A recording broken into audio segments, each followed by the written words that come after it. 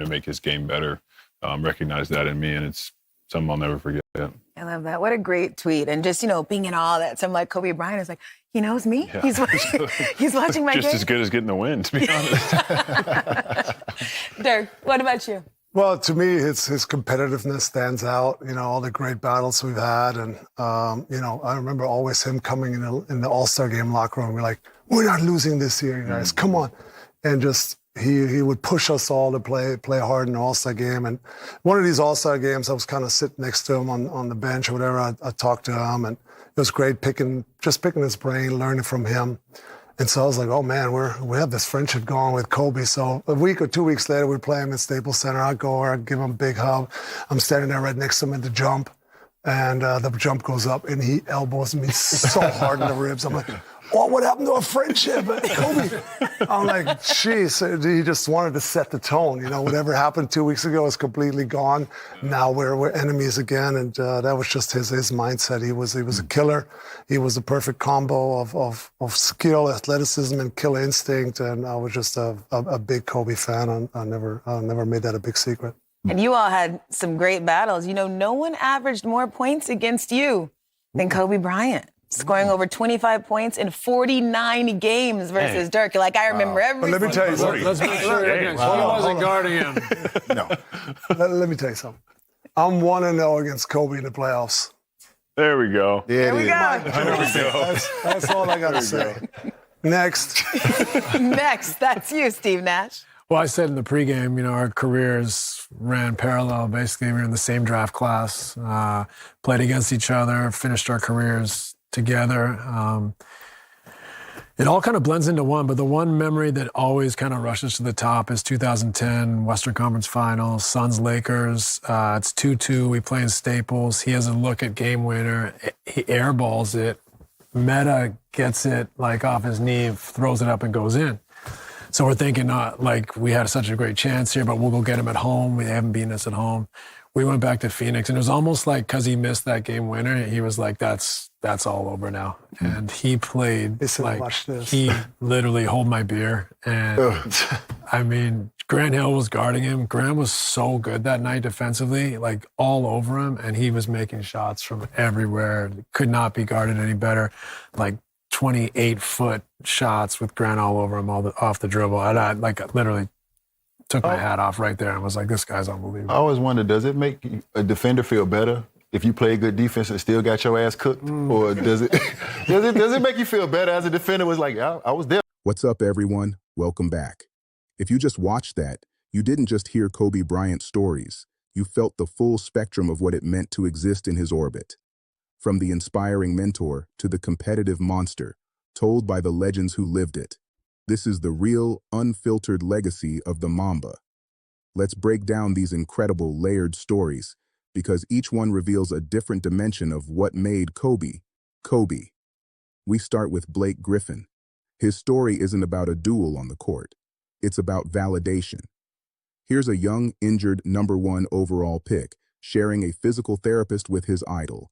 He gets to talk to him for a whole season, but the life-changing moment comes later, in the middle of a playoff run. He looks at his phone and sees a tweet from Kobe praising his game. Listen to Blake's emotion. He says his one regret is never being able to tell Kobe how much that meant. Why? Because Kobe was the ultimate gatekeeper of respect. He wasn't a guy who handed out compliments. As Blake says, he's not going to stop during the game be like, hey man, you're getting better.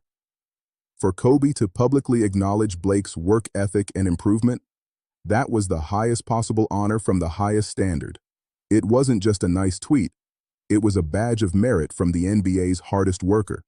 That story defines Kobe's role as the aspirational standard for an entire generation.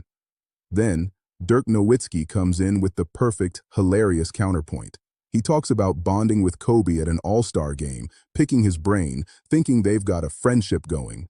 Fast forward 2 weeks, they're playing at Staples Center.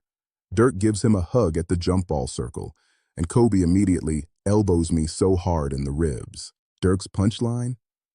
What happened to our friendship? Now, we're enemies again. This is the essence of Kobe's competitive psychosis. There was no crossover between the personal and the battlefield. The moment the jump ball went up, every ounce of camaraderie was erased. He wasn't being malicious. He was setting the tone. This story defines the unforgiving competitor who saw the court as a war zone. Next, Steve Nash, the cerebral point guard, gives us the perspective of a rival trying to solve an unsolvable problem. He recounts the 2010 Western Conference Finals. Kobe airballs a potential game winner in Game 5. The Suns get a miraculous tip-in to win. They think they have momentum heading home for Game 6. But then, Nash describes what happened next. Kobe essentially said, "Hold my beer," and played, in Nash's words, like you literally could not have guarded him any better. Grant Hill was all over him, and Kobe was hitting 28-foot shots off the dribble. Nash, one of the smartest players ever, could only take his hat off in awe. This story defines Kobe as the unstoppable force, the player who could reach a level of shot-making that transcended scheme and strategy. It was pure, savage will. Finally, we get Udonis Haslem, the ultimate Miami Heat warrior, and he delivers the most raw, visceral story of them all. He remembers the exact date, December 4th, 2009. He and Dwyane Wade in their primes are told, "Make sure Kobe don't get the ball." UD is face guarding him, Wade is behind him. Ain't no way in hell he's getting this ball. And then Kobe does. He throws Udonis out of the way, shakes Wade, catches the ball, and hits a game winner. Listen to UD's pain 15 years later. "I had never felt so taken advantage of in my life. I felt like he wanted it more than me. I really lost sleep over that." This is the ultimate tribute. Udonis Haslem, a man built on toughness and will, admitting he was out-savaged. Kobe's combination of skill, physicality, and insatiable desire broke a defender's spirit. This story defines the king savage, the player who could take your best defensive effort and your pride in one play. So, what's the through line in all these stories from four completely different players? It's respect earned through relentless force of will. For Blake, it was respect given through acknowledgement of work. For Dirk, it was respect maintained through competitive ruthlessness. For Nash, it was respect forced through transcendent skill. For UD, it was respect taken through sheer, undeniable want to. Kobe wasn't just a scorer. He was a psychological event. He could be your inspiration, your temporary friend, your puzzle, and your nightmare, sometimes all in the same month. These stories aren't just about 81 points. They're about the 24/7, all-consuming Mamba mentality that left an indelible mark on everyone who crossed his path. Which story hit you the hardest? Blake's validation, Dirk's elbow, Nash's awe, or UD's nightmare? Let me know in the comments. And if you want more unfiltered stories from NBA legends, make sure to smash that like button and subscribe. Thanks for watching.